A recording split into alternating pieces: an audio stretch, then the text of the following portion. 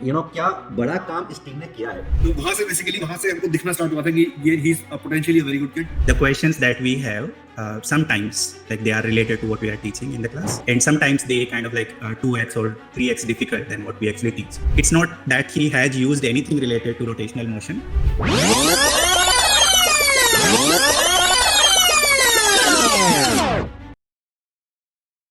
All right, so hi everyone, good evening, Jai Hind. So we have someone very special with us. He is the head of the Topper Pod division of Vedantu, and मैं क्या बोलूँ sir, मतलब आप मतलब जो उस भी चीज को टच कर रहे हैं वहां पर गोल हासिल कर रहे हैं, राइट? तो we started with Dhruv Shah, उसके बाद Daksh, Vedant, and now Ridesh. All have one goal, and इसके बीच में of course we were having some other medals also. So the list is endless, right? So we will be talking about particularly physics Olympiad. Again, मुझे लगता है कि जो आपने हासिल किया, जो पूरी टीम ने हासिल किया है, उसके लिए सिर्फ एक सेशन. अरे अरे अरे अरे अरे सर, मुबारक है सर, पहले तो बहुत बहुत. So guys, we also have Chandan sir with us. अभी हमने शुरुआत ही किया था सर और आप आ गए. बहुत ही बढ़िया होने वाला है ये सेशन हम सबके लिए. So again, this is Chandan sir, gold वाले. As I was mentioning, जिस भी एग्जाम को चंदन सर टच कर रहे हैं वहां पर सिर्फ नेशनल लेवल पे नहीं, इंटरनेशनल लेवल पे गोल्ड आ रहे हैं. And welcome to this session Chandan sir. So आज हम डिस्कस करने वाले हैं the journey. As I was mentioning कि it is going to be not worthy कि हम सिर्फ फिजिक्स डिस्कस करें और बाकी चीज़ों को छोड़ दें, बिकॉज यहाँ पर एक ऐसी टीम और एक ऐसे टीचर हैं हमारे पास जिन्होंने फिजिक्स के टीचर होते हुए अल्टीमेटली एस्ट्रोनॉमी के अंदर, बायोलॉजी के अंदर, हर जगह गोल्ड हासिल किए हुए हैं. बट अगेन आज हम सिर्फ फिजिक्स पे ऊपर फोकस करने वाले हैं. And we will also be talking about and कि किस तरीके से ये हो रहा है, किस तरीके से हमने ध्रुव शाह से लेके हृदेश तक जितने भी हमने मेडल जीते हैं, जितने भी बच्चों को एनएसीपी क्वालिफाई करवाया है, ऐसा क्या कर रहे हैं जो कि इंपॉर्टेंट है उन बच्चों के लिए, पर्टिकुलरली जो खुद से तैयारी कर रहे हैं, कहीं पे भी और तैयारी कर रहे हैं. व्हाट इज दैट थिंग जो बच्चों को करना चाहिए, राइट? सो हमें लगता है कि this team has already decoded everything, right? So वो आज कोड हम रिवील करने वाले हैं with Chandan sir and of course Vikas sir. So Vikas sir, first of all, starting with you, हमारी जब बात होती थी हृदेश के मामले में, when he won gold, APO में सिल्वर आया था, उसके बाद of course he got selected in the team. तो मतलब we and Chandan sir had no doubt कि गोल्ड से नीचे कुछ आने वाला है. मतलब अगर as per you, अगर गोल्ड से कुछ नीचे आएगा, that would have been a surprise, right? So of course we won gold. So कैसा लगा है, मतलब how did you feel when he won gold? Sir देखिए, गोल्ड मेडल जब हमारे बच्चे जीतते हैं तो बहुत ही खुशी का मौका तो होता ही है. मतलब ऑब्वियसली मतलब कि हमको ऑलरेडी मतलब मैं बिल्कुल श्योर था, 100% श्योर था कि रिद्धेश मेडल तो ला ही रहा है, और मैं ऑलमोस्ट ये भी श्योर था कि गोल्ड ही ला रहा है. मतलब कि उसका जिस तरह का प्रेजेंटेशन है, उसका जिस तरह का थॉट प्रोसेस है, जिस तरह से चंदन सर ने मेरे को बताया कि किस तरीके से वो बच्चा पढ़ाई कर रहा था, तो ये ऑलमोस्ट श्योर था कि वो गोल्ड ही लेकर आ रहा है. लेकिन हाँ, जब मैंने स्क्रीन पे देखा था उसका नाम अनाउंस होते हुए, मैं अपने घर पे था, अपनी फैमिली के साथ देख रहा था, और उसका जब नाम आया तो बहुत ही मतलब ऐसा लगता है ना कि आपने इतने टाइम तक एक बच्चे के साथ मेहनत करी, आपकी टीम ने मेहनत करी है, और उसके बाद फिर जो रिजल्ट आपको चाहिए था वो मिल गया है. तो बहुत ही अच्छा एक्सपीरियंस है सर. मतलब काफी अच्छा लगा, और इंडिया का नाम भी उसने रोशन किया है, तो वो भी अपने आप में बहुत बड़ी बात है. Amazing. So Chandan sir, over to you. मतलब आई मीन आपके लिए तो मतलब ये अब ना वो हर दूसरे दिन की बात हो गई कि यार ये बच्चा है गोल्ड, ये बच्चा है सिल्वर, ये बच्चा है गोल्ड. सो अगेन मोस्टली मतलब he is one of the teachers who has won more gold than other medals. ऐसा नॉर्मली उल्टा होता है. यहाँ पे उल्टा है कि चंदन सर के जितने बच्चे हैं ज्यादा गोल्ड मेडलिस्ट हैं और बाकी कम है. बाकी not to overlook other achievements, but sir पहले फीलिंग कैसा है Hridesh when he won gold? Sir, I think means like when you are with a kid और आप 2-2.5 साल से मेहनत कर रहे हो, तो I think you get to know कि अच्छा ये होने वाला है. So there was the believe कि I think like we were just having this chat, means when APHO medal was announced, I was in RM 25-28 batch, and I just announced it in the batch that Riddhesh got silver, and we will try our best to change the color of the medal. Okay. Okay, amazing, So, amazing. so then like Hmm. when again means when the IPHO medal was also announced, again I was also in the same batch. तो colour change हो गया. Then I told them like Riddhesh got gold. So then like the student quoted me like in the Telegram group saying that Chandan sir was not joking when he said like we will change the color of the medal. Amazing, sir, amazing. And it is very important to have this trust. And of course, आपका trust बच्चों के ऊपर, बच्चों का trust system के ऊपर is something which is very important, and उसी से ही ये सब चीज़ें हो रही हैं, राइट. सो आज के सेशन के अंदर सर हम थोड़ा सा मतलब बिकॉज यहाँ पे बहुत सारे बच्चे हैं जो have amazing aspirations to get and do the same thing as Ridesh did, and also you know what Dhruv did. So, and of course, Dhruv तो अभी MIT के अंदर है, तो we'll be briefly talking about the journeys of Riddhesh and Dhruv, and also we'll be sharing about our amazing results, because बहुत कम बच्चे हमारे Vedantu system में, पता है कि कि एक छोटा सा बैच है, उसके अंदर कितने NSCP सिलेक्शन हो रहे हैं एक छोटे से बैच से जो आ रहे हैं. But again this is something that जो बाहर के बच्चों को नहीं पता, and I would take this opportunity in this session to announce to the world कि क्या क्या बड़ा काम इस टीम ने किया है with small group of students that we teach, and उस बड़े काम को अब हम किस तरीके से घर घर में लेकर जाना चाह रहे हैं विद अ बैच जो कि अभी विकास सर और चंदन सर ने अनाउंस किया, राइट. सो एक बार रिदेश की छोटी सी जर्नी सर, ब्रीफ जर्नी कि किस तरीके से उसने ज्वाइन किया था, what did you feel about Ridesh, and किस तरीके से उसकी जर्नी ग्रो हुई, किस तरीके से वो मैच्योर हुआ, and of course ultimately he represented India, and क्या उसकी aspirations हैं, right. So if you could brief starting with Vikas sir. So sir, Riddhesh की जर्नी जो हमारे साथ मतलब कि वेदांतु के साथ स्टार्ट हुई थी, वो स्टार्ट हुई थी when he was in 9th grade with NSCGS preparation, like ठीक है. तो जब उस समय ये प्रिपरेशन कर रहा था, तो उस समय इसके अंदर का जो स्कॉलर है वो उतना उभर के आया नहीं था, मतलब कि जैसे NSCGS के अंदर जैसे ही was not able to clear the exam, है ना. और इसके बाद से काफी बच्चे क्लियर हुए थे, ठीक है. And it was also not very evident कि ये उन बच्चों से बेटर है, मतलब उस टाइम पे अगर मतलब कि it was not a surprise कि इसका एनएससीएस में नहीं हुआ था, मतलब उसकी परफॉर्मेंस नहीं आ रही थी उस तरीके से, ठीक है. तो हो गया सिलेक्शन, और उसके बाद फिर एनएससीएस के जो हमारे बच्चे होते हैं जो अच्छा परफॉर्म करते हैं उनको हम आरएम बैच के अंदर कन्वर्ट करते हैं. तो we picked Riddhesh also in the RM batch, ठीक है. तो आरएम बैच तब स्टार्ट होता है जब बच्चा 9th से 10th में मूव कर जाता है, फरवरी में स्टार्ट हो जाता है. तो ये 10th में आया, और उसके कुछ महीने बाद जब इसने पढ़ना स्टार्ट करा, मतलब कि जिस तरह से ही started responding to what our teachers were teaching, ठीक है, तब दिखने लगा कि भाई इसके अंदर स्पार्क है, इसके अंदर कुछ तो पोटेंशियल तो है. और NSCGS क्लियर ना करना वाज एन एबरेशन, मतलब दैट वाज नॉट कि मतलब ही कुड हैव क्लियर, मतलब वो it was just an aberration कि इसका नहीं हो पाया था. और ये दिखने लग गया था कि इसका जो लर्निंग पोटेंशियल है, जो एप्टीट्यूड है, वो काफी अच्छा है, मतलब कि ऐसे बच्चों से भी अच्छा है जिन्होंने क्लियर किया था, ठीक है. और तभी से जैसे हम लोग चंद्र सर इसके बारे में ज्यादा डिटेल में बता पाएंगे, हम लोग आरएम के अंदर एक VPHO करके एक्टिविटी करवाते थे.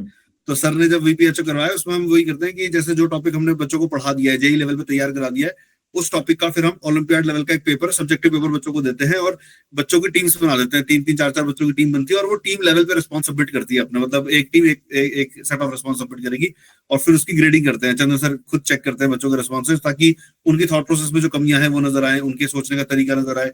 तो रिद्धेश की टीम ने जब सबमिशन किया था तो उसका प्रेजेंटेशन एक तो बहुत ही माइंड ब्लोइंग था, मतलब सर ने उसकी फोटो भेजी थी मुझे कि सर देखो कि ये एक बच्चे का प्रेजेंटेशन है ना. और साथ में जो क्लैरिटी ऑफ थॉट था, मतलब कि चंद्र सर अगेन, चंद्र सर आप थोड़ा बताओगे तो ज्यादा डिटेल में बता पाओगे कि किस तरीके से उसके सोल्यूशंस होते हैं. तो वहां से बेसिकली वहां से हमको दिखना स्टार्ट हुआ था कि ये ही is potentially a very good kid. And then Chandra sir उसके बाद तो छोड़ने वाले थे नहीं, मतलब कि तो चंद्र सर आपको कैसे पता लगा, मतलब कि मतलब दिस इज द गाय जो आगे जाके रोशन करेगा नाम वेदांतु का, आपका और देश का. So when did you have that idea? Sir, as Vikas sir has mentioned, like during the VPHOs, right? So like the questions that we have, sometimes like they are related to what we are teaching in the class, and sometimes they kind of like 2x or 3x difficult than what we actually teach, and sometimes questions are like which I haven't taught it yet in the class.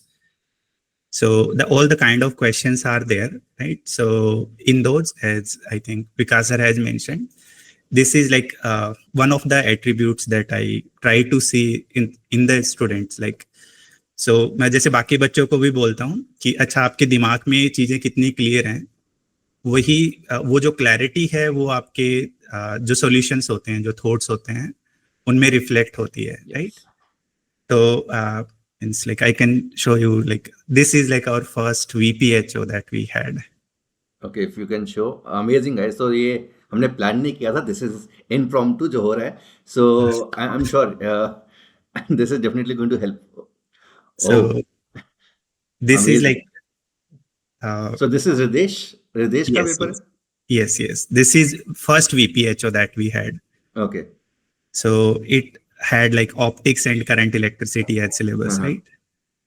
So this is from the other girl, Arushi. But yeah, this is his solutions. Okay. So guys, I mean for the viewers, तो हम यहाँ पे क्या करते हैं, जो भी RM के बच्चे होते हैं, जो टॉपर पॉड स्टूडेंट्स होते हैं, उनके लिए अलग से हम इंटरनल एक फिजिक्स ओलंपियाड करवाते हैं, राइट? सो जिसको हम VPHO वेदांतु फिजिक्स ओलंपियाड बोलते हैं. एंड वहाँ पे टीम्स बनाई जाती हैं. So students are free to make their own teams. And ultimately they have to submit the solutions in a time frame of certain days. 2-3 दिन का टाइम दिया जाता है. And ये वो solutions रिदेश के सर प्रेजेंट कर रहे हैं, right? इसका first VPHO edition. So the first VPHO of Ridesh. Okay. Yeah, Ridesh is in grade 10 and we have taught current and optics. And ये उसके बाद है. Optics, current electricity, and I think some kinematics questions. Okay. So any particular thing sir जो इस paper में है रिदेश की, जो बाकी पेपर में आपको नहीं दिखी? So like I have just taught kinematics now, right?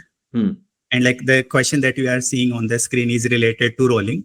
And apart from rolling, like the question says that okay, particle is slide or moving or with a constant velocity along the spoke of a wheel, right? With so like now you have to find out like what would be the acceleration and trajectory of the particle when it like moves along the spoke. So effectively we don't actually utter the word rolling like when we teach kinematics. Right? And so again, obviously, like here you had to use the polar coordinates and you kind of like had to overextend the concepts that we have learned in the class. So it's kind of just applying the basic concepts, relying on them, and actually seeing their application far beyond what has been taught in the class. Amazing. Right? So like you could see like the clarity that he had, right? Yes. So he just applied those polar coordinates. Again, he converted the whole rotational motion into just basic kinematics. Yes. So it's not that he has used anything related to rotational motion. It's just like he used the concept which are like taught in the kinematics basics and solve the question which is related to rotational kinematics. Amazing.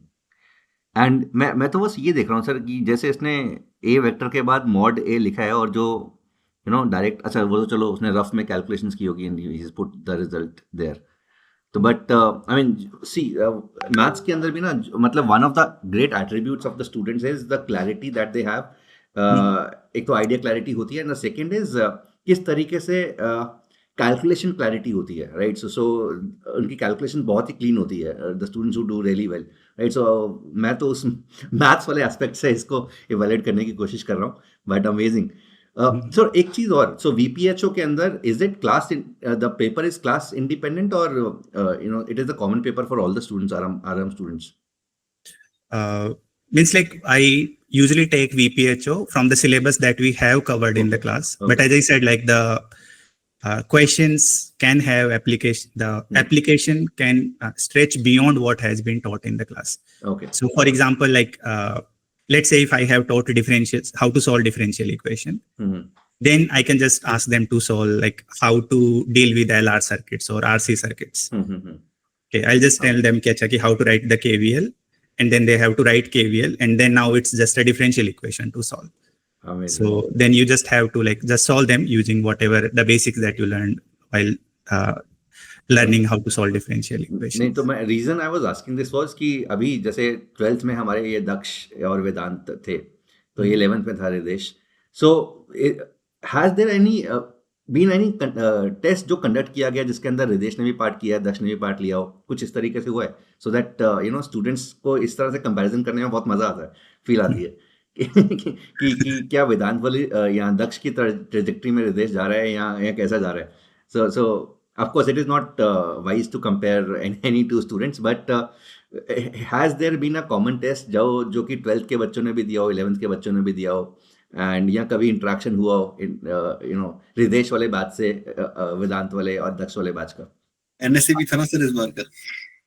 Yeah, means oh NSCP, yes yes, that was NSCP. हाँ, NSCP तो of course Ridesh ने भी दिया था, उसने भी दिया था. एंड इनफैक्ट रिदेश का स्कोर जो था, if I am not wrong, मतलब दिस इज समथिंग जो शायद विकास सर आपने मेरे को बताया था, was better than I think Ridesh was the highest scorer from Vedantu NSCP में, ऐसा कुछ था? yes, Ridesh was the highest score. Amazing amazing, super sir. ये तो मतलब देख के मजा आ गया. द जो हैंडराइटिंग है इसकी, तो इससे तो ये क्लियर है कि जो कोई सब्जेक्टिव एग्जाम देगा उसमें तो मतलब उसके प्लस 5 मार्क्स तो सिर्फ इसके प्रेजेंटेशन के अलग से मिलेंगे. अमेजिंग. हाँ मतलब प्रेजेंटेशन सिर्फ लड़कों का स्ट्रॉन्ग सूट नहीं होता, लेकिन इसने बता रखी. I think it's more about like the clarity that you have in your thoughts than actually about the presentation, sir. Super sir, मजा आ गया ये देख के. Like if I just show you like this thing, means like this is the one of the mock exams, okay, that we had for the INPHO preparation. It was mock 1, right? Okay. So this was like the VPHO was that test in which like you could study stuff and then have like 2-3 days to actually think over the concepts and actually rewrite your ideas, what you are presenting, right? Now this was a time bound test, right? You have to write it, you had to write everything in those 3 hours only. So this like he wrote like 15 pages of that in 3 hours. Amazing. Okay, and like this is how he wrote it. मतलब barely any striking out or तो ये मतलब rightly pointed की clarity ये तभी हो सकता है जब क्लैरिटी बहुत अमेजिंग है. Yes, means he didn't have time to actually rewrite his solutions or like if one go में लिखा गया सब कुछ. Yes. Superb. Amazing. So well done, Ridesh. I mean, rightly deserved, I would say. Okay. So of course, Ridesh was also a part of APHO team and he won silver medal there. And तो ऐसा नहीं है कि यार रिदेश को हमने जैसे बाकी लोग कर रहे हैं कि एकदम से ही रिजल्ट आया हम क्लेम करें. So we have made a lot of videos on Ridesh. In fact जैसे सर आप बता रहे थे, तो जिस दिन ये क्लोजिंग सेरेमनी हो रहा था ना, तो मेरा 9 बजे सेशन था, तो I was also watching this ceremony. तो 8:45 हो गए थे एंड सिल्वर मेडल चल रहा था अभी. तो उस टाइम पे इंडिया का एक भी, पहले ब्रॉन्ज आता है तो इंडिया का एक भी बंदा नहीं था. तो मुझे तो लग गया था कि यार कुछ ना कुछ बड़ा होने वाला है. तो मैंने 15 मिनट पहले ही सेशन शुरू कर दिया अपना, और पहले 15 मिनट सिर्फ हमने लाइव वो सेरेमनी देखी अपने लाइव सेशन के अंदर. And then I started the eight no. तो जब इसका वो मेडल आया तो again we were super excited at that point of time. Okay, so again we also have to tell our viewers that Ridesh एक one off case नहीं था. In fact, it's all started with Dhruv Shah, and of course this guy is अब ये मिसाल बन चुका है because he didn't go for IIT. वो I mean IISc के बाद he dropped out of IISc and of course अभी वो MIT pursue कर रहा है. So Dhruv Shah से चंदन सर का स्टोरी शुरू हुआ. तो this was in fact Vedantu's first medal. And that was also gold. It came from Chandan sir. So Dhruv sir, अगर आप थोड़ी सी ध्रुव के बारे में भी थोड़ा सा बता दो, because it's been 3 years now. थोड़ा सा रिवाइज कर लेते हैं ध्रुव की जर्नी को भी, right? So will also be talking about कि अभी प्रेजेंटली क्या चल रहा है. राइट, सो ऐसा नहीं है कि हम एक बच्चे से गोल्ड निकालते हैं. सो उसके पीछे की जो मेहनत है वो भी तुम्हें दिखेगी.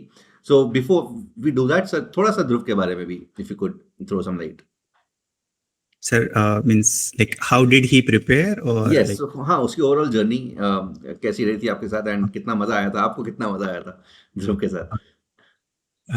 So sir, like we started preparing for the Olympiads when Dhruv was in class 10th.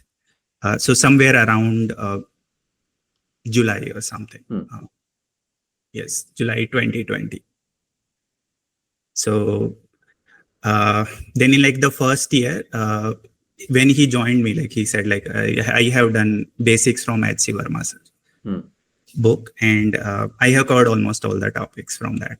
So that's what the starting point where we started.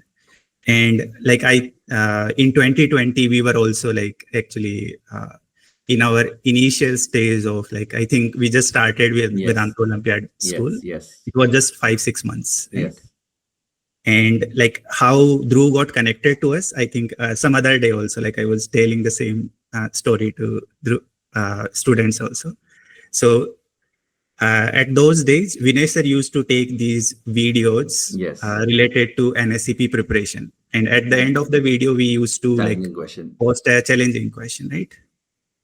So now, actually, this question was related to Newton's laws of motion, and it's going on in 25-28. So then, like, he wrote the solution and sent it to me. And then at the end, he said, like, the situation they have given is like a physical impossibility. Okay. And I think I maybe like have that solution or no, somewhere. Okay. But yeah, so like I solved that question this year also, like in 25-28. And got to the answer what was given in the book, right? And then I kind of like, you have those memories, right? Yes, so yes. I told the students like, okay, we have solved the question. And this is the question through which like Dhruv got selected. It just randomly came off the slides, right? Amazing.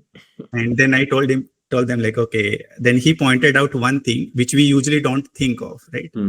So like, then in the question, the like direction of friction required is like in the one direction, and you kind of like get that, but it came out to be like in the direction opposite to the like what was physically possible, right? So he pointed that out at the end, and through that, like I just amazing called him, and then we started like our physics Olympiad journey, right? So afterwards, like I think again chapter by chapter, we kind of like went through like the whole physics again.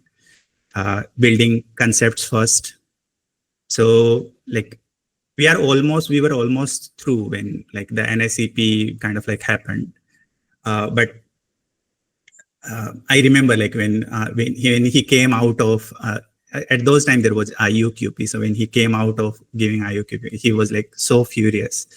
He said like, what is they trying to do? Because like if you look at the NSCP 2019, it's like so easy, and in 2020 it was like really, really tough. So he said like, what were they trying to do? Means to ask so many objective, difficult questions in like this much time, right? So, and then I asked him like, okay, let's forget about what happened in NSCP, but what I want you to do is like just write the solution of IUQP, the second part, the subjective part, and send it to me. I just want to check whether there is a lack in concept. That was the time जब वो first और second एक साथ हुआ था. Yes. On the same day, right? So he could write both. So I just want to check whether we lack in the concepts or it's just the speed that we have to work on. So he wrote it, and he kind of like got the score, which was much higher than actually like what was it? The actual cutoff. And he wrote the solution before actually the actual solutions came out.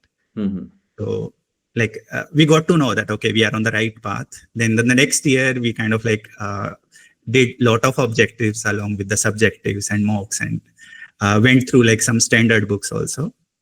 So next year also, like again, there was IUQP, and he got like really, really good score in NSCP, IUQP part 1, sorry. And then in IUQP part 2, I think he was either 6th or 7th. But unfortunately, there was no camp that year. Okay, so they directly selected the team based on the IUQP part 2 marks. Yes. So again, we both were obviously heartbroken, but I was actually couldn't think of words that how should I talk to, because he had spent like 1.5 years doing that stuff, right? And still he's not getting to go to team, right? So then I asked him like, okay, how are you feeling? Then he said like, okay, sir, when we started physics, my physics was nowhere. Like now I feel like my physics is in like the really nice place. So even though I didn't get in, but I am happy with it. Hmm. So that kind of like obviously gave us the encouragement that we required. And this is, I think, maturity we are talking about, because बहुत कम बच्चे हैं जो इस तरीके से maturely react करते हैं इस तरह की situation को, because mostly are heartbroken. You know, but the fact that he is saying these words at this point of time is amazing, and this shows the character also, sir, and this shows a lot about you also, because ultimately बच्चे का mindset वैसे ही होता है जैसा teacher रहता है, because he was spending a lot of time with you. So I am very sure इसके character के ऊपर आपका भी बहुत बड़ा योगदान है. So rest is history, sir. Like means the next year, obviously he got APHO gold, IPHO gold, Amazing. got to MIT also. And But yeah. like Dhruv had passion in physics. I think whatever, like, I think he was also an INMO awardee, right? He qualified INAO also, right? But the year he got gold, right? He was just clearly focused on physics. He said like, okay, I won't even fill the forms for any other. Okay. So Abhi Dhruv is currently pursuing which course in MIT? He's like, for now his major is physics only. Okay. So like one more thing I just want to point out, Yes. like about the passion of like Yes. physics Dhruv had. So like means when we were in college, right? We used to think like UGs just do the coursework, right? And like if you are doing masters, right, then you kind of like maybe publish a paper if you are fortunate enough, right? Otherwise, like it used to be like the thought process that if you do PhD, then only that you are supposed to write research paper. Yes. So in the first year itself, I think means like I have one of the research paper and Dhruv has published. Amazing. And I just understand like maybe just half of it, what he is written. So amazing, guys. So this is a big revelation. So Chandan sir ने बोला है कि Dhruv first year MIT, he has already published a paper. And in ISC only, sir. In ISC only hit it. Oh, yes. Amazing. So he like he was the first author, and I forgot the name, like the guy who got like All India rank 1 in JEE 2022, Sisir or something. I forgot the name actually. Yes. So he is in computer science IC Bangalore. So he is the second author of that. So amazing. And on the top of that, the research paper that they published is in the theoretical physics. So effectively, that's like as difficult as like publishing the research paper in maths, and I think we know like how hard that is. So this shows the passion, sir. मतलब ये वो subject का प्यार है और कुछ नहीं है, right? And of course, so मुझे लगता है कि ये करने के लिए you need a good mentor, good teacher, before to develop that interest. And of course, kudos to you, the kind of work that you have been doing, Vikas sir, you have been doing, mentoring all these students, getting students into pure science. ये जो पूरी journey थी, इसमें जैसे ध्रुव being the first person जिसको कि sir इस level पे ट्रेन कर रहे थे, ये मतलब सर को काफी कंटेंट इसके लिए बनाना पड़ता था. मतलब मुझे याद है कि वो टाइम ऐसा था जब सर वाज मतलब कि sir called him a guzzler. I remember कि उसको कुछ भी दो, वो जितनी जल्दी से खत्म कर देता है, मेरे को उससे ज्यादा टाइम लगता है उसको बनाने के लिए. मतलब क्वेश्चन को इधर उधर क्यूरेट करना काफी सोर्सेस से, तो वो भी एक चैलेंज बन गया था हमारी टीम के लिए कि भाई ये जिस रेट से पेपर निपटाता है, हमें बनाने के लिए ज्यादा टाइम चाहिए होता है और ये खत्म जल्दी कर रहा है पेपर. तो उस ईयर मतलब सर ने बहुत जबरदस्त एफर्ट डाले थे. सर ने बहुत सारे पेपर क्रिएट किए थे, और मतलब ऑब्वियसली कि जितनी मेहनत ध्रुव ने करी थी उतनी मेहनत चंदन सर को करते हुए एटलीस्ट मैंने तो देखा था. मतलब बाकी ने किसी ने देखा नहीं देखा, लेकिन वो चीज मेरे को तो दिखाई दे रही थी कि सर ने इसके ऊपर कितनी मेहनत करी है. सो मैंने मेहनत करते हुए नहीं देखा, बट मेरे को ये दिखा है, right? So I have seen this and this, right? So ये मैं बताना चाहूंगा फॉर एवरीवन, ये आर्ट सिलेक्शन फ्रॉम वेदांतु नहीं है, ये our selection from a batch है which has 25 to 30 students only. So out of 25 to 30 students, we are able to create this kind of result year on year, NSEP, right? So this is not only about one result, Hridesh and Dhruv. It is about the lifting the entire batch up, because मुझे लगता है कि अगर एक भी बच्चा मतलब या the kind of discussions जो जिस तरह से आप बता रहे हैं सर, हृदेश के जो अपने मार्कशीट आंसर शीट दिखाई है, I am very sure the kind of discussion का जो लेवल होगा क्लास के अंदर, that is going to be immense, and वो बहुत ज़्यादा डीप होगा. एंड उससे सिर्फ एक बच्चे को नहीं, उसके आसपास जितने भी बच्चे हैं, टेलीग्राम के जो डिस्कशन होंगी या अदरवाइज ऑल्सो द क्लास की डिस्कशन होंगी, वो बहुत ज़्यादा हेल्पफुल होंगी for everyone around him, right? And this is जो मेहनत की थी चंदन सर ने, उसका रिजल्ट ये है, right? So year on year, this was 2024, out of 30 odd students, right? So you can see Daksh, you can see Ridesh. Daksh, of course, he's created history by securing rank 15 in JEE 2025. He was also the gold winner in astronomy.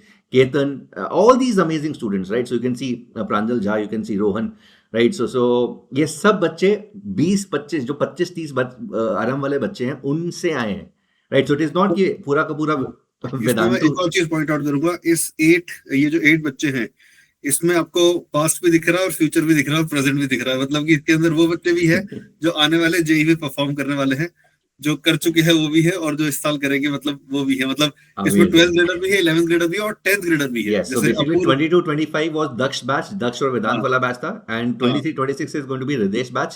So जो अभी आने वाला है, जिसका result आने वाला है, and यहाँ पे 27 वाले भी हैं। Amazing sir. And of course इनमें से बहुत सारे बच्चे कॉमन भी हैं। You can see Ujjwal, Panini, Arnav, Dhruv, Vedant Sakre, Valsan was last year, he passed out. So Prabhudatta, so amazing, right? So this is what we have achieved, right? So it is not one-off result कि यार एक बच्चा अच्छा आ गया, उसको पढ़ाया और right? So उससे पूरा का पूरा कल्चर बनता है, and I am proud to present कि वो कल्चर फिजिक्स के अंदर, एस्ट्रोनॉमी के अंदर बन चुका है, and kudos to all the efforts done by Vikas sir, Chandan sir, and the entire team, right? And of course, so sir, मतलब again one thing, अगर आप बहुत ही समराइज कर सको कि ऐसे स्टूडेंट जो बेसिकली अब इन स्टोरीज को देखकर इंस्पायर होना चाह रहा है, इंस्पायर्ड है, मोटिवेटेड है, बट उसको पता नहीं क्या करना है, यू नो, तो वो अभी मतलब वो स्टैंडर्ड चीज़ें हैं जो कि यू नो आजकल तो वो ट्रेंड है ना यूट्यूब पे, 1 year strategy, 2 year strategy, how to clear NSEP in 1 year, इस तरह की वीडियोस देखते रहते हैं। बट एक्चुअली में what is the secret, you know? So अगर किसी बच्चे को NSEP क्वालिफाई करना है, अल्टीमेटली PHO करना है एंड फिर टीम में जाना है, so what is one thing जो उसको पूरा का पूरा फोकस करना चाहिए, या कपल ऑफ थिंग्स जो आप बता सकते हैं which is tremendously going to help students, जो बच्चे खुद प्रिपरेशन कर रहे हैं या किसी इंस्टीट्यूट के हैं या फिर कहीं पे भी हैं? सर मेरे ओपिनियन में जो पहला इंग्रेडिएंट चाहिए, ठीक है, वो चाहिए the love of the subject. मतलब इररिस्पेक्टिव ऑफ कि आप कौन सा ओलंपियाड की तैयारी कर रहे हो, अगर लव ऑफ द सब्जेक्ट नहीं है, अगर आप केवल जो ग्लैमर है और जो ग्लोरी है उसको चेज करते हुए, जैसे कई बच्चे ना ये पूछते हैं कि सर मैं कौन सा सब्जेक्ट का ओलंपियाड दूं जिससे कि मैं हाँ सर, जिससे कि मैं सेलेक्ट हो जाऊं, ठीक है, या मैं कैंप में चला जाऊं या इंडिया को रिप्रेजेंट कर लूं। तो मेरे को ऐसा लगता है कि ये वाले बच्चे हो सकता है सक्सीड हो जाए, लेकिन जो मजा है जर्नी का, इनको शायद वो ना है, क्योंकि इनका मोटिवेशन सब्जेक्ट के लव से डराइव नहीं हो रहा है, इनका मोटिवेशन कुछ और एक्सटर्नल फैक्टर से ड्राइव हो रहा है, ठीक है। तो पहली चीज तो मुझे लगता है कि लव ऑफ द सब्जेक्ट तो होना ही चाहिए, ताकि सब्जेक्ट जब डिफिकल्ट हो जाए तब भी आपको करने में मजा आता रहे, मतलब उसको चैलेंज की तरह, बर्डन की तरह ना ले, ठीक है। अब दूसरी चीज आती है कि चलो मेरे को लव ऑफ द सब्जेक्ट है, तो क्या मुझे राइट मेंटर और राइट गाइडेंस मुझे मिल रहा है कि नहीं मिल रहा। मतलब मेरे ख्याल से ये जो सेकंड एलिमेंट है ना, ये बहुत सारे बच्चों की जर्नी में मिसिंग होता है, जो कि एब्सोल्युटली एसेंशियल होता है। मतलब लव ऑफ द सब्जेक्ट बहुत सारे बच्चों में मिल जाता है, मतलब कि साइंस पढ़ने वाले ज्यादातर बच्चे वही होते हैं जिनको अल्टीमेटली फिजिक्स से प्यार होता है। मतलब बहुत सारे बच्चों को केमिस्ट्री पसंद होती है, एस्ट्रोनॉमी पसंद होती है, मैथ्स पसंद होती है, बायोलॉजी पसंद होती है, ठीक है। पर मैंने देखा है साइंस पढ़ने वालों का एक कॉमन अगर एरिया निकल के आता है, फिजिक्स तो सबको पसंद होती है जो साइंस ले रहा है, ठीक है। तो लव ऑफ द सब्जेक्ट मिल जाता है। मेंटर और गाइड, एक ऐसा बंदा या एक ऐसा इंस्टीट्यूट जिसने ये जर्नी ट्रैवल की है, जिसको ये पता है कि बच्चे को कब नज करना है, कब उसको पुल करना है और कब उसको पुश करना है। यस, एंड बिकॉज ये एक लंबी जर्नी है जिसके अंदर उतार चढ़ाव आएंगे, साइन कर्व्स आएंगे, एंड किस तरीके से नीचे जब लो पॉइंट्स होंगे, किस तरीके से मेंटर को गाइडेंस बहुत ज्यादा जरूरी है, rightly pointed out sir, and ये बहुत बड़ा फैक्टर है। इसमें एक बहुत छोटी सी बात बताता हूँ जो ना बहुत बच्चे या मतलब बच्चे कह लो, पेरेंट्स कह लो ना, बहुत गलत तरीके से उसको रीड करते हैं। जिस तरह ज्यादातर पेरेंट्स को ये लगता है या बच्चों को ये लगता है कि NSEP में 11th और 12th ग्रेड का दोनों ग्रेड्स का आएगा, तो बच्चा 12th में इसको देगा तो उसको क्लियर करेगा, ठीक है। अब अगर NSEP की जर्नी है, तो मतलब NSEP तक की जर्नी है, तो ये लॉजिक वर्क करता है। पर जो बच्चा मेडल लाने की चीज सोच रहा है, टीम में जाने की सोच रहा है, ये बात समझनी चाहिए कि बच्चा अगर 12th में NSEP क्लियर करेगा, तो जब वो मेडल और टीम की बात कर रहा होगा, तो वो जेईई या नीट या किसी एग्जाम में, ठीक है, वहां पे ऑक्यूपाइड भी होगा, ठीक है। तो वहां पे rather it becomes a disturbance, मतलब या तो आपके लिए फिजिक्स ओलंपियाड डिस्टर्बेंस बन जाएगा, या आपका वो एग्जाम जो आप देना चाहते हो कॉलेज सिक्योर करने के लिए, वो एक डिस्टर्बेंस बन सकता है। तो इसको बेस्ट टाइम क्रैक करने का होता है कि 11th में कोशिश की जाए, मतलब कि हम ये कोशिश करें कि हमारी साइकिल की जो शुरुआत है वो 11th ग्रेड में हो जाए, और जब हम 12th में एंटर कर रहे हो तब वो साइकिल कंक्लूड हो जाए। तो हमें टाइमिंग इस तरह से करनी होती है, मतलब जो पेरेंट्स है, बच्चे जो सेशन को देख रहे हैं, मान लो अगर आपका बच्चा 9th ग्रेड में है तो that is the ideal time when you start thinking about this journey. उसके बाद लेट होने लगता है, लेकिन ये बात बहुत सारे पेरेंट्स और बच्चों को बहुत लेट जाके रियलाइज होता है। तो मेरे ख्याल से ये दो एस्पेक्ट है जो सबसे की एस्पेक्ट है इस जर्नी को सफल बनाने के लिए। Amazing. So, as rightly pointed out, love the subject. Love for the subject is the most important thing. And again, it should not come from the fact कि मुझे अपना नाम रोशन करना है, मतलब मुझे फिजिक्स से प्यार है इसलिए, मतलब तभी you will be able to get selected, and of course the right guidance, right system, it should be there.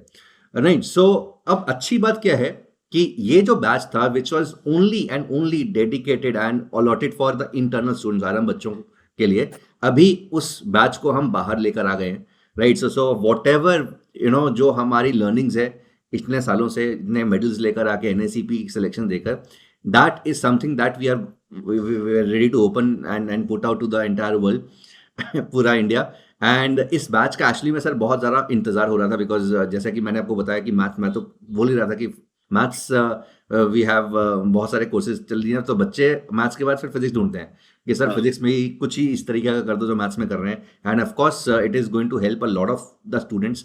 And so we have एक हमने बैच डेडिकेट किया है, Dhruv NSCP 2025 batch, and again it is inspired by our first gold medallist in physics, that is Dhruv Shah. उसके नाम से inspired है। Sir यहाँ पे ध्रुव आएगा क्या एक दो सेशन लेने mental? I can ask him, like I can ask him. So वो करवा दो सर, वो तो मैं फिर मैथ्स वाले बच्चों को भेज दूंगा सर, वो तो it is going to be super inspiring.